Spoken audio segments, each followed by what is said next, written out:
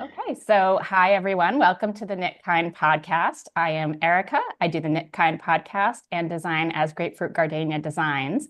And today I am super excited to have an interview and flip what we did this summer and talk to Melissa Littlefield from Knitting the Stash, which is, I'll let her introduce herself more, but if you haven't seen her podcast, it is largely about sweaters, modifying sweater fit, knitting, and farm yarn. And then she has a little bit here and there of needle felting and spinning. And she's done this for many more years than I have. So I will let her give a more proper introduction and just say thank you for joining us, Melissa. Hi, yeah, it's great to see you, Erica, and hello everybody out there in podcast land. You did a great job of introducing me. I feel like there's so much less to say now. Um, yeah, I don't. The podcast started in 2017, and kind of by accident because my husband was doing YouTube, and I was like, I know, maybe I'll meet some people out there in the internet world, and it's been great. It's been like, I think you probably had the similar experience of like building community that way and just having tons of fun meeting people like around the world and talking about knitting and just having people that you can connect with when you go out, to festivals and things like that. So it's just, yeah, it's great. And I focus on sweaters mostly. Um, so a lot of the Shorn stuff is the other half, which is the farm yarn part of it. Because I don't do, this is Shorn sweater, a Shorn sweater. Um, but a lot of the Shorn has been, since it's such a small batch, small batch yarn, we do accessories and that kind of thing. So it's been really fun. They're really great smaller projects to work on at the same time. So yeah. Yeah. Yeah. And I didn't say, but for those of you who have watched either of our podcasts, you know that I designed in the Shorn 5 yarn, and those patterns just launched in September. We have the Unbroken Circle cowl back here and the Shearing Day Shawl here. So you can catch other podcasts that are more about those. But the reason I wanted to chat more with Melissa today is as I've gone on my journey of yarn and knitting and gotten deeper engaged in farm yarns, I have thought about questions Melissa asked me, which were, what would you do if you were to create a custom yarn? And I thought, well, I can, answer this here and there, but wouldn't it be great if we all learned more about your process? And now you've done 5 iterations of Shorn, and the most recent one was the last one of the current vision for Shorn, at least. So I thought we would, hop in and maybe you could tell us a little bit more about your journey to farm yarn and whether that's where you started or if it's not, how you got there. Yeah, that's a great question. I've never been asked that before. It's fun to like think about these things. Because my path was not initially from yarn. I had been a knitter when I was very young, never learned how to cast off. I will say I had like these infinite scarves that I could never get rid of because I never knew how to cast off. So I started knitting again when my son was probably, I think he was about 12, maybe he was 8 or something, like young enough but not so that you have to like chase them around the house all the time, but Right. you don't want knitting needles while you're doing that. So I picked up knitting again, and I started in the big box stores, Mhm. and I started with whatever yarn was on the shelves, in my local big box store, having no idea about what you could, like, what the possibilities were.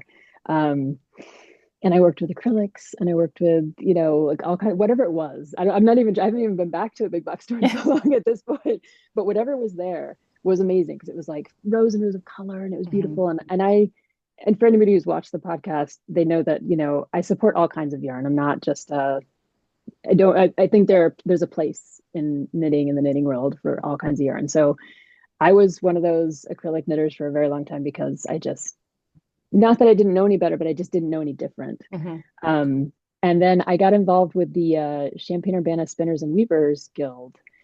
And that was really the big kind of like door opening moment of like, oh, this is where yarn comes from. Like there are sheep out, like there's someone in the guild who has sheep, and there's people processing fleece, and they're doing it in this way or that way. And there are all these different methods, and there are all these different sheep. Oh, wait, there are other people who have sheep. I can go visit them. Like it was this kind of like, I don't know if it's an awakening or if it's just kind of a like an interest, because not everybody's into it. Right. And that's okay too.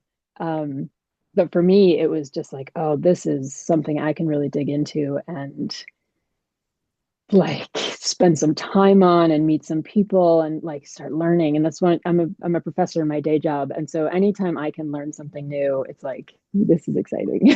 So that was the main, was the guild. And I would also say there were a few key people in my life at that point. Other podcasters like Sarah Hunt of Fibertrek, totally key. She had not, her podcast was underway at that point pretty well, and she had done some visiting with mills and shepherds and things like that. So she was a huge inspiration. And I think, in fact, she actually put out a small batch yarn at some point before I did. Okay. And I remember seeing that and thinking, oh, wow, that would be a really interesting process. Like, I wonder how you even do that. And then other people like Jen Geyer, who was working for Annaroon's Sheep at the time, out in Colorado when they were in Colorado. We became friends through one of these knitting groups where we exchanged hand spun. And then we would visit each other, and she would gift me fleeces and I would watch her skirt, and she was on our podcast, like, just those kinds of meetings. And then of course there's Kathy Capel, who is the one who had the sheep in the guild. And she just brought me in like with open arms, just one of those people that was like, you want to learn about sheep, and like, let's do it. Like, you can pasture my sheep on your land. I will teach you how to worm them and shear them and like do udder massage and like all the things. So so she was like a key player. So I think it was people, and it was like opportunity, and it was a big learning process. I think I would say that's a very long answer to you. No, that's okay. So I was going to ask you how you first went into the guild. So was it that you had met Kathy somewhere and she brought you into the guild, or? No, I actually went to their show and sale, which is actually coming up in the beginning of November, I think, in Champaign-Urbana. Just happened to see a sign for it on the street and was like, oh, that looks like fun. Because at that point I was knitting and had never spun or anything like that, and went to the show and sale and met some people, saw what they were doing, was absolutely intrigued, joined the guild.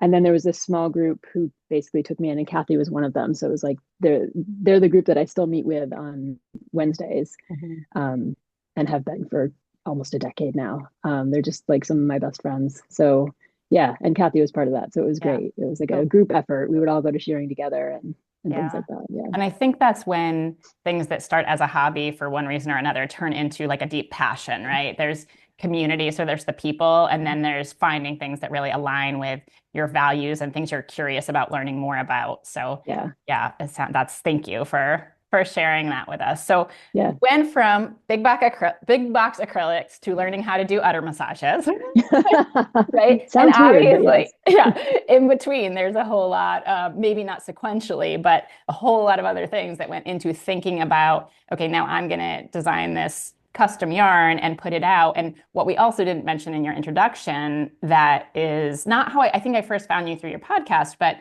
one of the fascinating things to me was your flock yarn shop. And the fact that you had a marketplace where I love to go to fiber festivals, right? But they're not accessible to everyone for any number of reasons, from geography to, actual physical accessibility of getting there. And so you have a marketplace that's online that you really don't see. I mean, there are a few other retail shops, like we mentioned in our interview, places like the Woolly Thistle, or places that sell their own yarn from their own farms. But, how did you get now from, okay, now this is a deep passion that you're interested in, to actually thinking, you mentioned Sarah from Fiber Tracks, that tracks that I'm going to do my own custom yarn. And, when did you first in this whole process think, oh, maybe I really do want to do this, and think, not just like a daydream, but more seriously? Yeah. I mean, I had thought about the farm yarn for a long time, because before the podcast, there was a blog. Everybody has a blog, right? Right. Or used to at some point. Exactly. It's a little bit outdated at this point. I think it's making a vintage kind of comeback at this point. But I had a blog, and one of the things I would do on the blog is interview everyone, designers, different shepherds, mill owners, things like that. So I was already doing that kind of work and seeing the products and visiting their flocks and sometimes buying yarn or fleece. So I had already in my mind had this idea of like, wouldn't it be cool if everyone else could have access to some of this stuff? But never, it took the pandemic basically to get to a point where I was like, I have time to sit down and do a website and create this idea and figure that out for the actual shop. And the shop started with some more of Kathy and Beth and, my guild, their yarn, Christy. They're the ones who sold me the first couple batches of yarn that I could put in the shop. They had dyed it themselves. They had raised the sheep themselves. They had sheared the sheep. They had sent it to the mill. And I felt so honored that they would be willing to put their yarn in my shop. But it was just like such a oh my gosh, okay, I've got to do this because these people are trusting me with this precious thing, this precious material that they've put together. And then it just expanded from there to meeting other people and just sending random emails, cold calling, all that kind of stuff. But people are really receptive. I've been really, I've met a lot of shepherds, and a lot of the time what shepherds will say is, we love raising the sheep. We don't have time or know how to market what we do. Mm-hmm. And so I try to like offer like that, okay, well, let me take that off your hands and I'll do that part. You just keep doing all the awesome work that you're doing. And it's kind of like I'd love it to be like a supportive kind of a thing, so that it's mm-hmm. It's not like a resource extraction kind of thing. It's much more of a, like, let me help you so that you can keep doing what you're doing, mm-hmm. and we can bring this to the world. So that's the idea behind it. And I do hope that all my shepherds feel that way. I try to make those arrangements so that we feel like everyone feels supported, and like financially and monetarily right. and like emotionally and like marketing wise, and like all the different, representation, things like that. So that's a long way of saying that before I got to that point, it was Kathy Capel and Christy Pyatt who offered me their fleece one year. So I hadn't really had plans to make a yarn myself. I dreamed of it, but I had never really thought like, how do I do this? But one year Kathy came to me and said, well, Christy has leftovers from her shearing and I have some leftovers from my shearing, and we were wondering if you were interested. And Christy raised Cormo sheep. So it was like almost 100%, like the yarn ended up, I think I have it here somewhere. I brought all my little handout, or not handouts, but like show and tell. So I think I do have the first shorn here. So this was mostly Cormo. Mm-hmm. And I don't think, it sold out in the first 24, 48 hours. Like wow. It was a crazy sale. And I don't think this has been seen by anyone for a very long time, because I scurried away like a few of the schemes so that I would always like have them. So this was the Cormo, and this one was a lot of Christy's fleece and some of Kathy's fleece. And then I decided to call on a designer that I knew who was kind of just starting out, Albina McLaughlin, who's she's pretty big now. She's done like tons and tons of designs and things, but she designed the first two shorn accessories. Mm-hmm. So a cowl and the hat. Yeah, I love them. And they're so soft. They're like amazing. And they've stayed so white. They have. It's kind of like unbelievable. This the self-cleaning aspects of wool, right? Yeah, exactly. This one got a little fuzzy, but not too bad. So that was the first shorn, and I made some mistakes with it. I think that was one of your questions. Maybe you were going to ask about that later on. But I made some big mistakes because I didn't know enough about skirting, and I didn't know what to expect with the mill, and it was a big, huge learning process that was super time consuming and also exhilarating. And the reception was just kind of like off the charts. And I was just very surprised.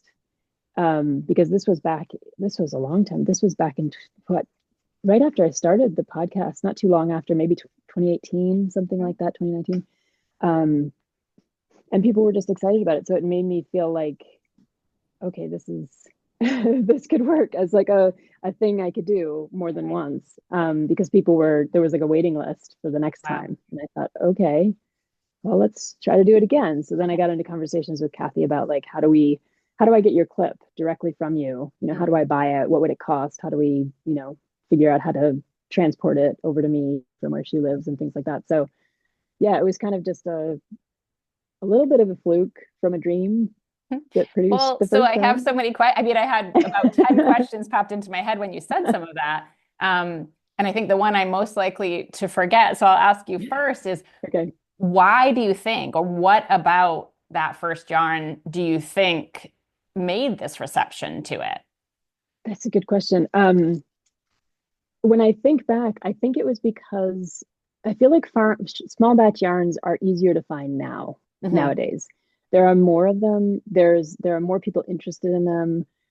Like the word is kind of out that these are available. And if you're in not the right groups, but if you're in the groups that are interested in this kind of thing, you can get the links and you can get the kind of like, oh, so-and-so's doing this over here, so-and-so's doing this. And we're all sharing among like the podcasters and the bloggers and the, the guilds and the fiber festivals, like everyone's kind of like giving everyone else tips of where to get this stuff. But I feel like back even just before the pandemic, when I started doing this, it wasn't as big of a thing. Like it was like an introduction. People were being introduced to the idea of it. I know that was one of the other ways I got into this was that I bought some yarn at a Starbucks from off Craigslist from a woman who was like, I have Shetland wool and I need to sell it and like yarn. And I was like, oh, this is interesting. And I actually so this was my alias sweater, my purple sweater that I dyed was this was the yarn.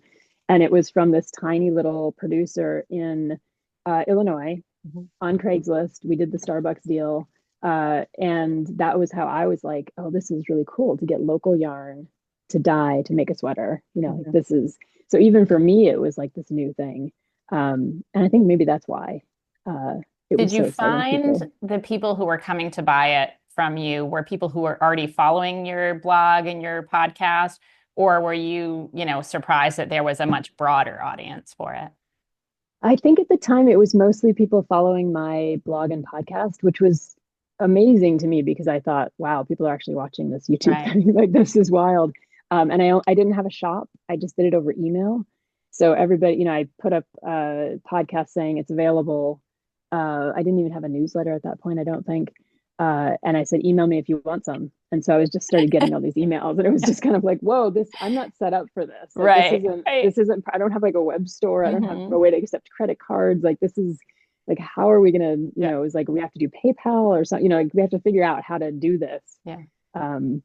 And yeah, so I think it was mostly just the people watching and who knew about it inside the kind of like. And what kind of quantity was that first batch?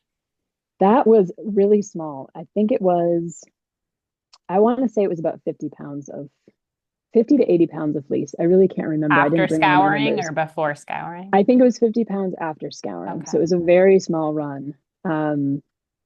Yeah, a few hundred skeins, something like that. Yeah. Well, that's not anything to sneeze at, though. A few hundred skeins is a lot of yarn. Yeah. Yeah. Depending on the size of your stash, right?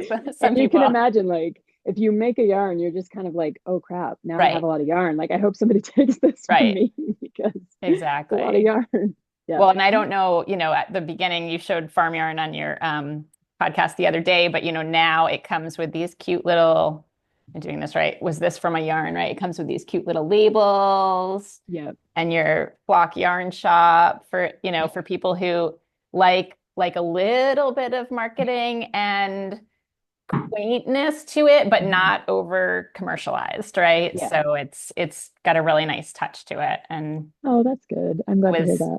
Of course, I have it all around me as well right now, right? But you also mentioned that you made some mistakes. And so, what are maybe the top few that come to mind that either you would just want to share, or for someone else who is trying to do this, you would give them a little bit of advice around? Yeah. I'd say the skirting thing is big. Knowing, and this is something that Jen Geyer and I spent a lot of time talking about, because she considered herself to be, I think she called herself like a ruthless skirting woman or something. Like, she's just like, you've got to look at this fleece. Like, the mill can get some stuff out. Like, they can get out the dirt and the mud and the, like the goo kind of stuff. Yeah. I mean, you're trying to get or like, you're trying to get like the poo patches off because you don't want to send that in. Right. But I guess we should call it tags, I guess, instead of poo patches. But when you're skirting a lot, it's okay. We are for everyone here with not knowledge of all the terminology, so that sounds just fine. That's good. And my son will love it, right? Yes, exactly. So the thing is all the vegetable matter. Like, if you are getting fleece that are not jacketed, which is, again, it's a value system thing. Do you want to have sheep that are jacketed? People have different values around that. If they're muzzled, if they're jacketed, if they're like, they have all these different, how they're treated with chemicals, like all the kind of stuff. But if you're not going to get fleece that have been jacketed, they're going to have vegetable matter. And if it's someone who is conscientious about creating either hand spinner or fleece for people to use for yarn, they may be more conscientious about how the sheep interact with the hay that they're being fed in the winter, Right. or what kinds of burrs and other plant matter that they're allowing to grow in the fields and things like that. So you can get fleece that are terrible, unfortunately, Right. because they just, maybe they're for meat sheep, or they were a dual purpose breed, or they were for milking, or, or someone who's just kind of like, here's the fleece. Like I didn't think about it at all. And in those cases, you've got to be a little bit choosy if you're going Hmm. to think about, putting this into a box and sending it to a mill, because all of that vegetable matter ends up in your yarn.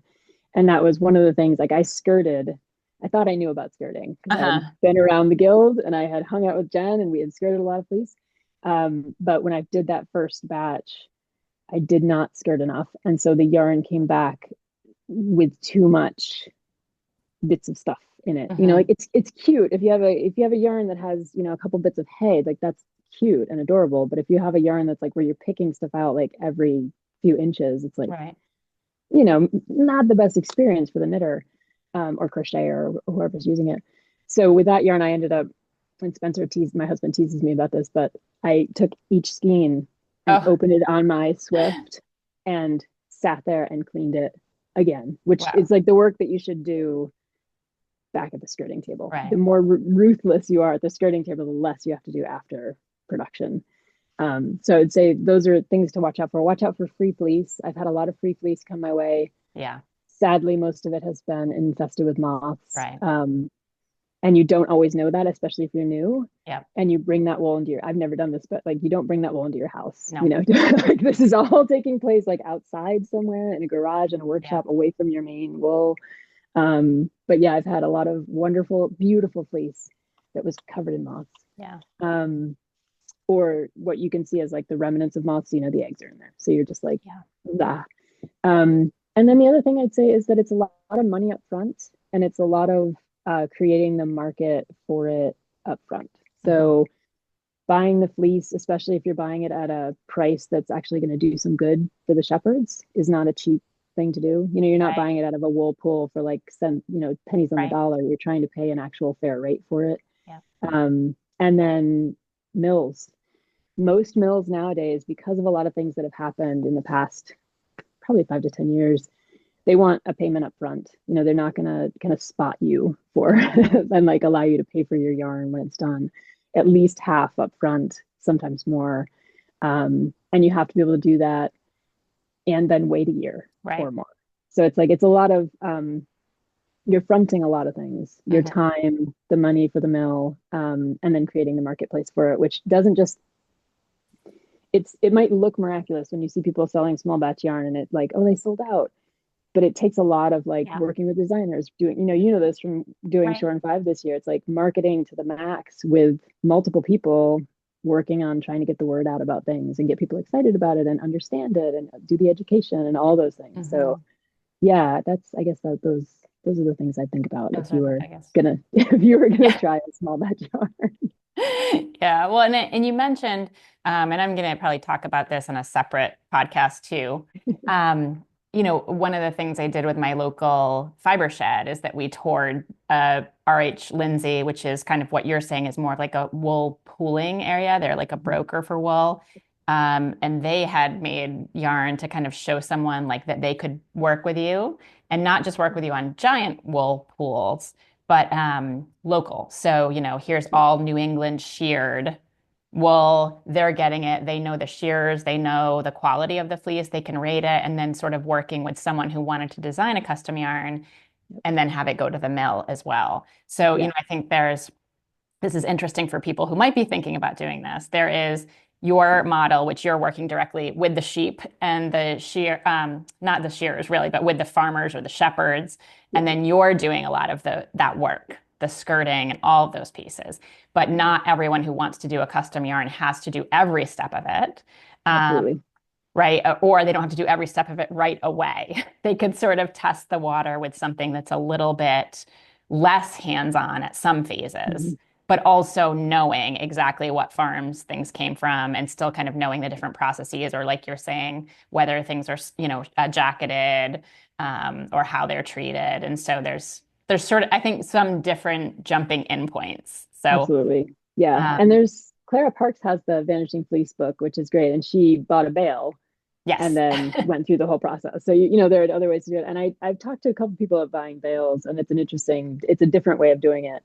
Um, but yeah, I think you're right that just to remind everybody that there are different ways to do it to get into this. And it just depends on how like hands-on you want to be, and then how much you want to know, like how much you want to be able to trace the Right. origins of things, and how much time you have and all that kind of stuff. Right. What you're going for in the end, like what kind of how do you want to represent the product? There's a cool group called Bare Naked Wolves. Yeah.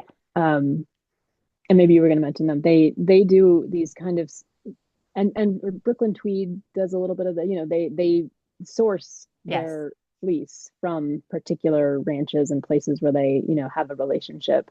And I think Bare Naked Wolves works that way on a slightly smaller, more regional scale. Mhm. Um, and it's different, it's a different way to do it. It's a much larger process. Like Yeah. if you were going to get a bale of yarn and go through this, I think the most I've ever done is maybe 200 pounds or something. Okay. Bales are like Yeah. like a 1,000 pounds or room something, full of right? wool. Yeah, exactly. Yeah. So just depends on who you are and how much you want to get into it, like which Right. way. Yeah. Right. So I know we'll talk about a few other things, but let's jump ahead a little bit because you're talking about these different things or about someone has approached you about buying a bale. So what is your thinking going forward? You've done 5 iterations of Mhm. Shorn. That particular one has stopped because of the dispersion of the flock, Yeah. if I'm summarizing that correctly. Yes. So, what have you thought about for the future? For right now, I think I because of the way that I guess I'll say because of the way that I like to do the small batch yarn, my own like that method of like really knowing the sheep and knowing the shepherd and knowing what I'm getting um at the from the beginning to the end. It's a little tricky right now because I know a few shepherds, but they're producing their own yarn, Mhm. and uh I think, especially because I had such a relationship with Kathy and her flock, like that felt very much like what we did together, as a team. So I would like to find some kind of relationship like that again before I produced another small batch yarn, just Mhm. because I feel like for me, that's part of the wonder of the whole thing is like knowing the sheep's names. And like, then when you see their fleece and you're unrolling it and you're looking at it, you're thinking about like what they did this summer, like what they Yeah. did in their summer vacation. Um, and knowing Kathy and like having those relationships with people like you were talking about, like the community of it, the kind of like I felt like she always like had my back. Like it was like a very mentoring kind of relationship. And I feel like that kind of teamwork is what I would like to have again if I were going to do this, because I feel like to go through like the process that I just described to you, it Right. takes a lot of like care. Like you have to actually have something invested in the larger flock and the larger community. Mhm. Um, so I guess my plan right now is to keep focusing on other small batch producers, getting the Mhm. shop, keeping the shop kind of updated, which I haven't been able to do as much in the last year or so because I've been writing a book, which, Right. takes your brain Yeah. away. But I have great relationships with a lot of the shepherds that I work with that are in the shop now. And when they have new shearing, which it takes a year, Yes.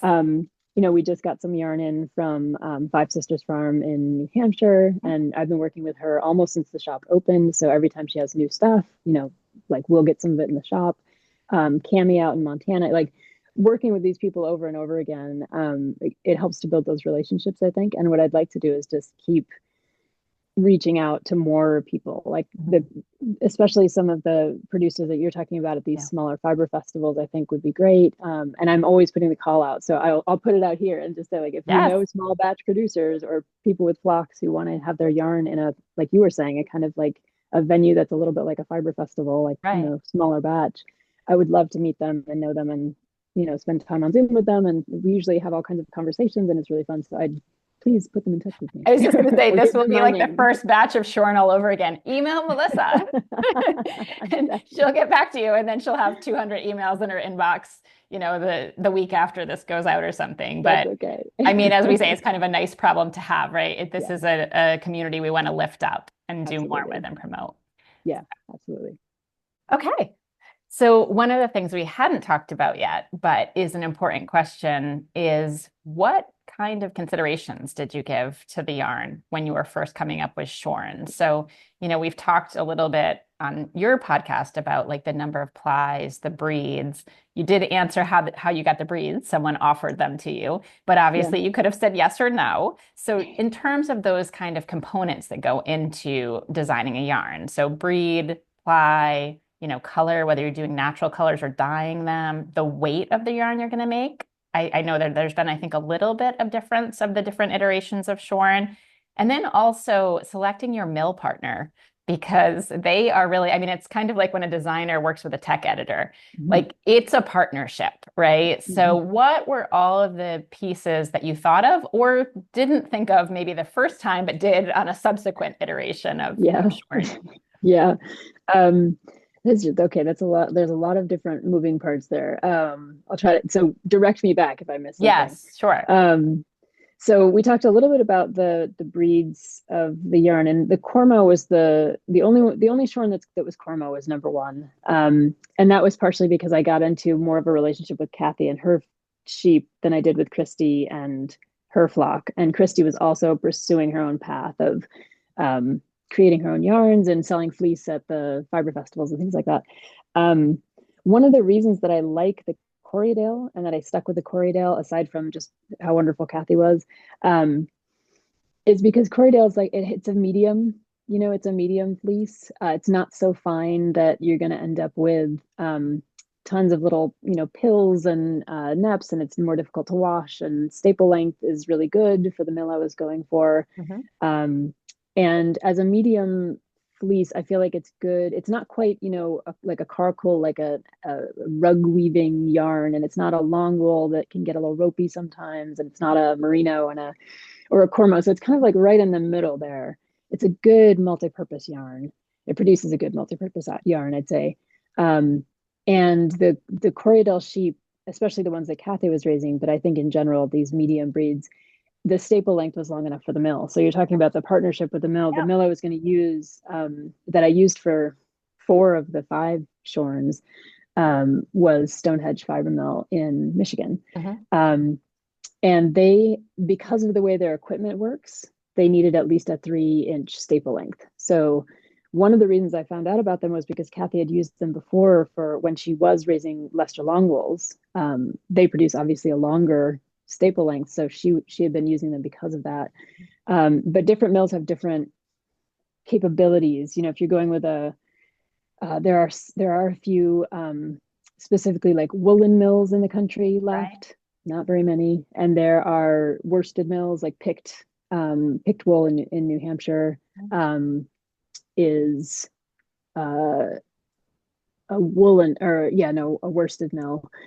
So it depends on what kind of equipment they have. It depends on whether or not they're able to process longer and shorter staple lengths. Some of them have requirements if you're going to include things like alpaca or camel Right. or llama or any of these other um, I think they often call them exotic fibers. Yeah.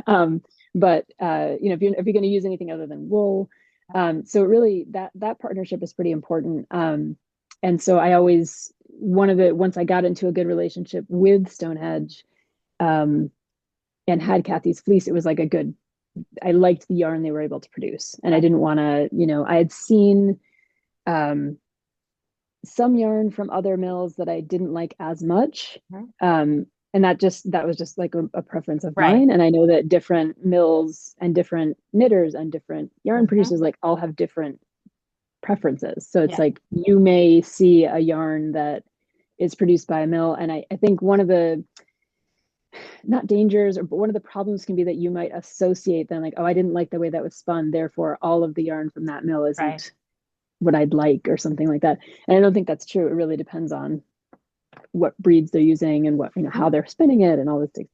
So, but I liked the relationship that I had with Stonehenge. One of the tricky things was that, well, two things. One, I was trying to keep this yarn as local to me as possible in terms of production. So that was also a plus for Michigan because at that point I was in Illinois. Michigan, sure, it's a couple states away, but it's like we're still in the Right. Midwest. It's Right. not like shipping it off. over here to get cleaned, and then over Yep. here to get spun, and then over here to get dyed, and then back to me for the design, like all that kind of thing. So I liked that part of it, and I wanted to maintain that. So since I've been in New York for a little while, I wanted to find a mill that was more close to me, and Battenkill is here in the Hudson Valley. And I had seen their work from other East Coast producers, so I kind of knew what kind of yarn they could produce, and I liked what they were doing.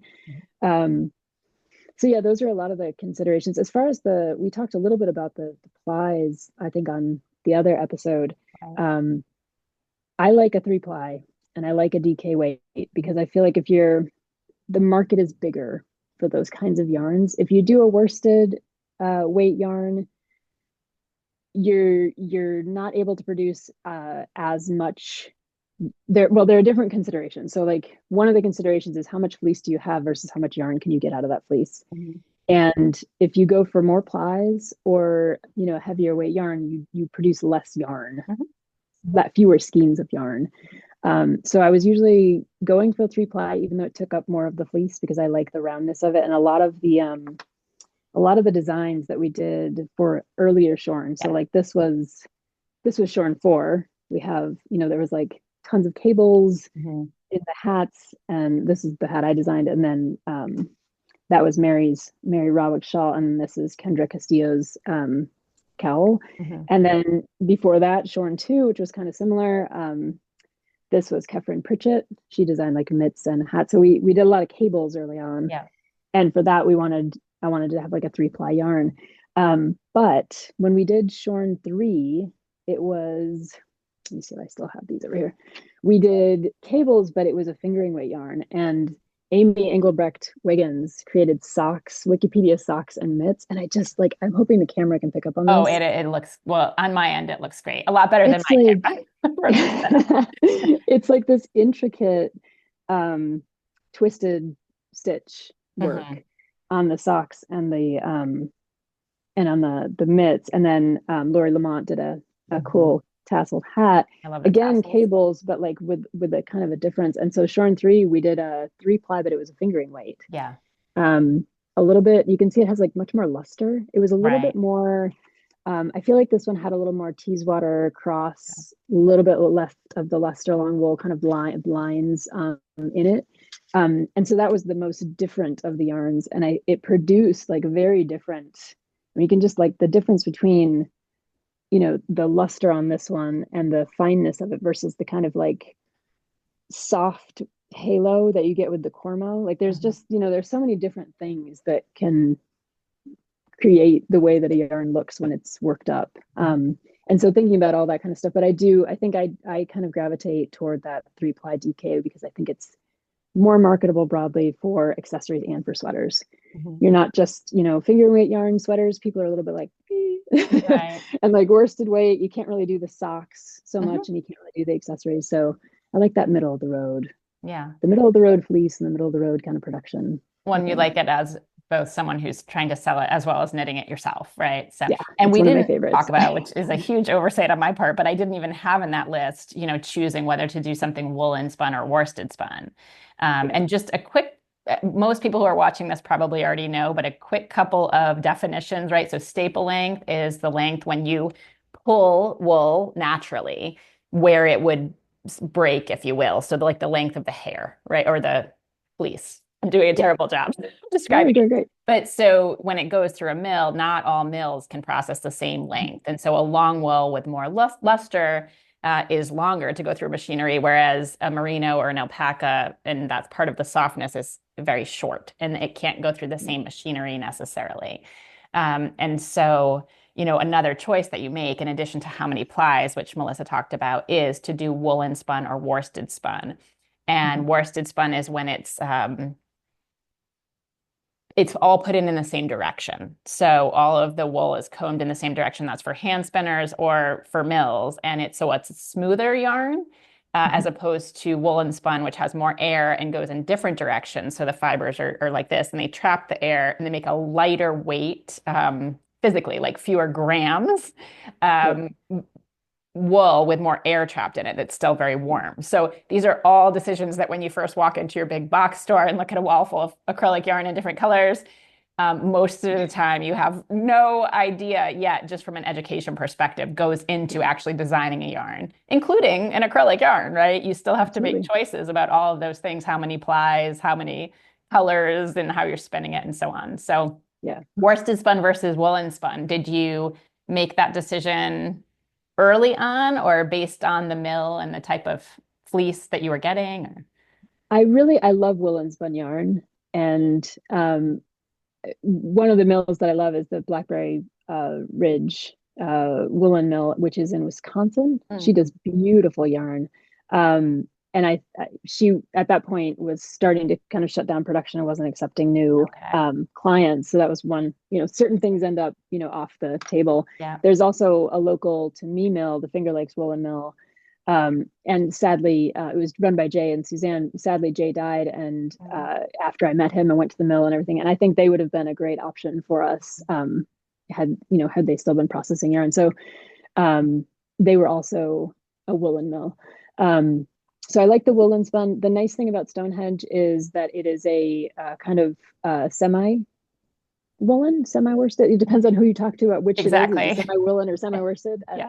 Um, so they do card the wool, but then the way that they spin it is more instead they don't comb. It's not a completely worsted process because the wool isn't just combed all in the same Right. direction and then spun, which is what Picked Mill does up in New Hampshire.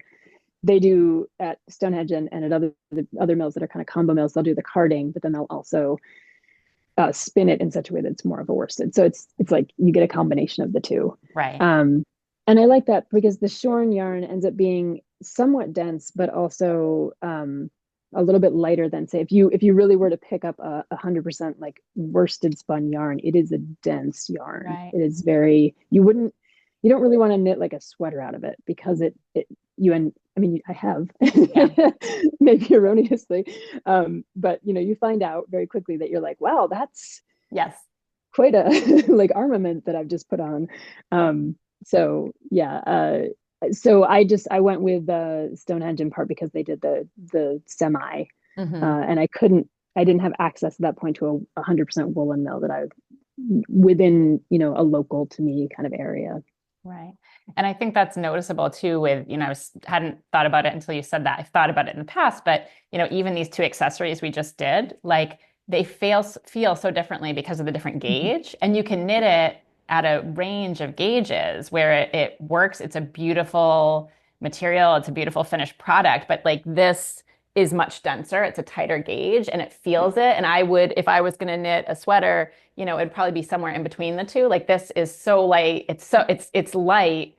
In some ways, it almost feels lighter than this one when you just pick Yeah. them up like hand to hand, even though this has less yarn in it. Yes. And I think that has to do with all these components of it, right? And in particular, the spin, Yeah. um, just for Totally over the agree. section of your body, how it feels.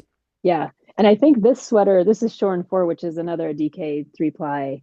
Hmm. I think I knit this on size 7 or 8 Yeah, needles, kind of closer to right. your shawl than the Yep. cowl. And I think I went up to like a 9 or a 10 for the cabling up at Wow. the top, because of some other weird considerations. Yeah. Um, but yeah, it's a very versatile yarn. I think like a Hmm. DK weight, whether it's 2-ply or 3-ply, you can go so many different directions with it. Whereas if you kind of, pigeonhole yourself with a worsted or a Yeah. fingering weight yarn, then that's a very particular market. Both of those are particular markets. Right. And I think it's helpful to people watching too. Like, I know there's probably not too much. I know there's none of the dark one left, right? But this yarn, No, like when yeah. you feel it, I mean, if you can still get your hands on some, hop over to the Flock Yarn Shop and do that, whether it's a past version or the current version. Um, but also it's the conversation we're having is transferable to so many of the other Mhm. yarns, right? So if you're at a fiber festival, some of the things Yes. that Melissa's talked about, you can talk to the producers. Mhm. I don't know that this is going to come out before Rhinebeck. Probably not. Okay. But, when you're going to some of those festivals, which are year round and different geographies, you Mhm. can ask some of these questions. And for the most part, you're not inconveniencing someone. They want to talk Mhm. to you about Yeah. all of that love and work and decisions that went into the yarn. And it's okay to also not ask because you already know what you want, but to ask because you're trying to use that yarn in the best way possible. Like we've Yeah. talked about making, mistakes as knitters, but they're Yeah. all part of the learning process too. Absolutely. Yeah. And people will love talking to you. It's Yeah, like they'll probably light up because you've asked a question that they've thought a lot about and no one's asked them. So, right. yeah, Exactly. absolutely. So, speaking of that, is there anything that I didn't ask you that you wish that I had because you'd like to share with people about either producing a small batch yarn or being the consumer of a small batch yarn? Yeah, I mean, I have two questions for you actually. One is about being a designer and how do you, I know that you've gone on, not before we worked together and then after we worked together and while we were working together. I know you've been working with other small batch yarns and other Mhm. yarn companies. I'm curious how designers feel about, I don't know, like this idea of a small batch yarn. I think it's a little tricky because I know when we started talking, one of the first things I said was like, it's a very small batch. Yeah, Like if you design in this, there are limitations here. It's not like designing with a Brooklyn tweed or, right. something that's like a bigger mainstream yarn that's not going to run out or be discontinued. Yeah. Um, so how might small batch producers like approach designers and kind of like entice them, Yeah. while also being very transparent about the limitations of like the amount of yarn they have or things Right. like that. I'm just curious about I mean, I that from your think perspective. it's really like an open and honest conversation from the beginning. For me, this is maybe someday it will be a full-time, more lucrative, but right now it is more of figuring out where it aligns with my values and Mhm. plugging in and also doing it in a way that I feel like is fair and transparent to everyone. So, you said that from the beginning, and I think this is fine to share, but we can edit it if not. Yeah, You said it would be okay if when we do this, you also release the pattern independently. right. And so that's not, having a power dynamic that doesn't work, or the Mhm. person, whether it's the designer or the producer, only looking at like what's in it for them. You have to be Yeah. realistic because from a designer point of view, tech editing costs, you need to pay your tech editor fairly, but they do Right. add up really quickly depending on the pattern and, anyway, a lot of factors. Mhm. Similar to like using test knitters or sample knitters. So we all know that there's different ways, just like on your end, it's like paying the fair price for the wool and your time that goes into all of the components of preparing it and then the mill and all the pieces. So to me, it really is like finding the person where you have alignment of values and what you want to put out, and then figuring out a way that it seems fair. So it's what you can Mhm. offer each other. And I did get asked this, and I was excited to get asked this question at Vermont Sheep and Wool by Yeah. some producers who would like more designs in their, Mhm. yarn. But I sort of look at that model too of like the fiber sheds. I joined my Mhm. fiber shed recently. So how can we have a design where we say, I designed this in Shorn 5. But Mhm. Shorn 5 has a very limited run, number one. And number two, why not use it to lift up all of these small batch yarns? So it's that idea of like a rising tide lifts all ships. We don't Mhm. all have to be competitors. In doing this Mhm. designer alley in Vermont, it was small. They just tried it with 6 designers at first. And they said, some of the feedback from the designers was it was so nice to feel collaborative and not competitive. And I really think that's the message to everyone doing these Mhm. partnerships. So it's collaborative. So, this is a nourishment cowl that I designed Mhm. last year. It was in a small batch farm yarn from meadow fed lamb Mhm. with junction fiber mills making tracks.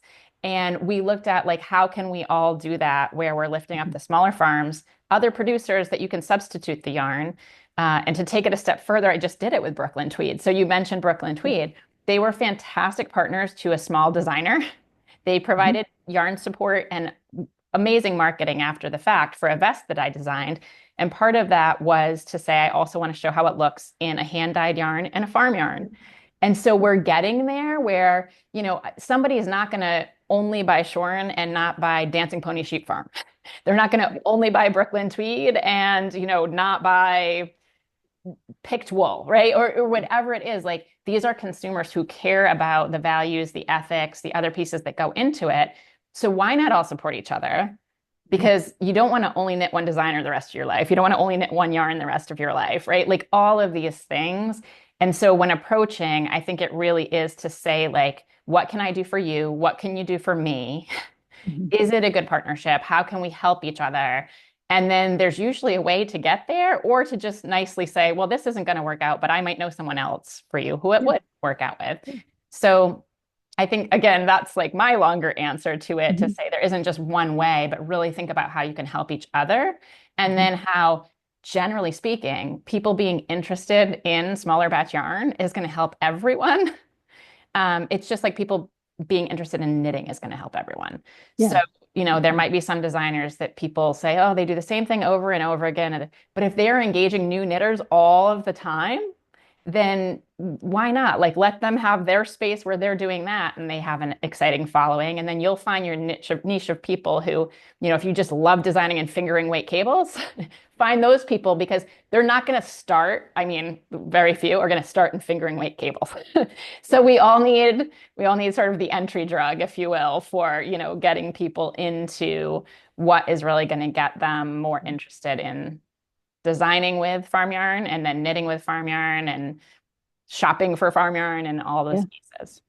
Yeah. No, I totally agree with you. And a couple of things you mentioned are important to me too. And I think this is one of the reasons that the partnership with both of us, I feel like worked out nicely, is like we both care a lot about that community aspect and wanting to make sure that in the end, the people that we're working with, like we all have a good experience. It's not like someone feels like, the resource extraction thing happened again, like that I Right. was talking about earlier. And I feel like that's one of the things that's a big topic of conversation in the knitting community too, not only among small batch producers, but also among designers, in terms of pricing patterns, in terms of tech Yes. editors being paid fairly. Yes. And we have this industry where there's a lot of people who may or may not understand and appreciate all the time that goes into the production of these things. It reads like it's a hobby, Right. and that it doesn't then therefore deserve to have the same kind of economic and other kinds of standing. And I think that that's an important Hmm. thing to be thinking about at all of the levels, Yeah. especially because I mean American wool. I support like lots of producers, as you know from the last episode on German Right. short small Right. batch yarn around the world. But American wool is in trouble. I mean, it's Yeah. an industry in crisis. And I feel like if you're interested in having wool be available to you in the future, it's something to pay attention to, and it's something to care about, and it's something to think about when you spend your money and where you go and who Yeah. work with, and the kinds of things that you support, Yeah. basically. So it's like it's one of those things you can care about. You don't have to, but if you do want wool, that's one And I, thing to and I think think too, about. even to take that a step further, not only if you do want wool, right? But wool is a solution, or Mm, a partial solution, to a lot of problems that we have. So again, without judging, I was in a big box department store this weekend for something else I had to go buy, yeah. and I felt some of the textiles that were in there. And I said to my husband afterwards, this is so sad to me, because this went from like a place that people would go, they'd had to get some kids' clothes, whatever, to a place where it's actually disposable. It feels like a Mhm. napkin. It falls apart the Yeah. first time you wash it. So, you can not necessarily have to have a huge budget for things like wool, but once we put more of that into circulation, those things can get passed down. Mhm. Those things can, I go to thrift stores all the Yeah. time, not because, I have to, but there's nothing wrong with the fact if someone has to financially either. It's okay, Mhm. because if we have more quality things, be it like your furniture or your textiles, it's better for the environment. It's better for all of us, both financially and Mhm. ecologically, right? Yeah. So it's like you don't want to judge people who are making other choices for whatever reason, but Mhm. educating and inviting people to come participate in more things that are happening with wool in the United States. And to your point, right, supporting it internationally as well, because it Mhm. helps us all. We are a global community, but really looking at the United States, our textile consumption, and the Mhm. alternatives that we have, and even for things like your gardens, right? Like, you can buy fertilizer and you can buy wool pellets, Yeah. and just learn a little bit more. And let's help educate the next generation of children too, who will be adults soon, who can make those choices. So Yeah. Yeah. again, I always say, like, Absolutely. I'll get off my soapbox, but there's so much to learn about wool, and it's Yeah. not just, do we want to have wool clothing? right? Or do we want to have wool rugs? It's really like, why would we want to? Hmm. Yeah. I mean, I'm like listening to you because I just finished this book and it's like so much about what happened to wool in the 1950s and mid-century America and how it ended up the way that it ended up. And it was a long process and it was like the synthetics, corporations and marketers were in there and people were trying to keep wool on the table. And it's a really complicated history of how that ended up going the way that it did. Um, but I think you're absolutely right that there's a lot we can do, and that's one of the things I know I tried to do is Shorn, and even to this last batch, like no matter how much it costs me, and this is something I wanted to mention to anyone who wanted to do is Yes. you're not going to make a lot of money. Like it's not about. I think we broke even this year so far with Shorn. Okay. Paid off the costs, which is like that makes me happy. I'm like we did this together. I didn't pay myself, but we paid off the costs. Like that's good. And I feel like even in pricing Shorn, like I see some small batch yarns that are priced like, and I understand that. I understand why, because if you're taking care of the vet bills for your sheep and you're sending them, stuff to the mill and you're trying to make a living doing this, I 100% understand. And it's one of the things that I think about with pricing Shorn. It's one of the things I think about when people come to me to put yarn in the shop. They ask me often, well, what's the price point? And it's a tricky thing, but I know for Shorn, one of the things I try to do is keep it affordable so that it's like it's almost like an entry level yarn for people who want to try small batch yarn and they don't, maybe you don't have a ton of money to be able to spend on it, but if it's accessible at a lower price, as low of a price point as I can possibly put it at, then it makes it more accessible for people, and people can try it and they can see that I try to produce a quality yarn that then if they do try it, they're like, oh, this is cool. And then I want to try other yarns, and then they can have that entry level that doesn't feel so inaccessible, or posh or something, right? It's like, those associations can also kind of do some damage to these small batch yarns, I think, depending on who's marketing them and things like that. So it's things you could talk about for hours, right? And in the end, it's really about not having the judgment. It's about having like the thought about, mindfulness of why you're making decisions and when you can. And look, it's not like these things never go on sale. They go on sale sometimes, right? Or there are ways to like take steps to getting something that's closer to that, but is more affordable. Or we all know that there's a lot of money spent. You mentioned Starbucks, right? Like it's a couple $6 coffees.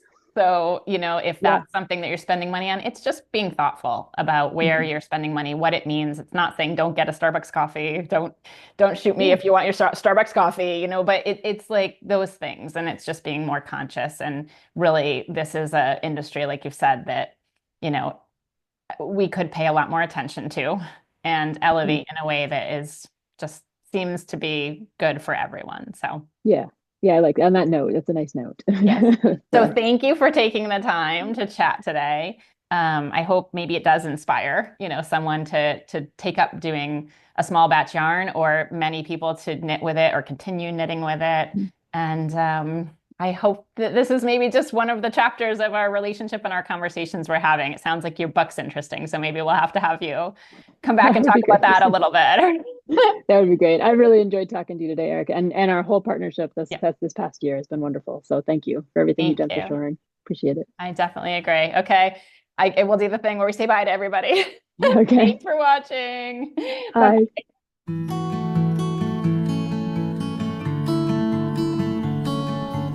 Bye.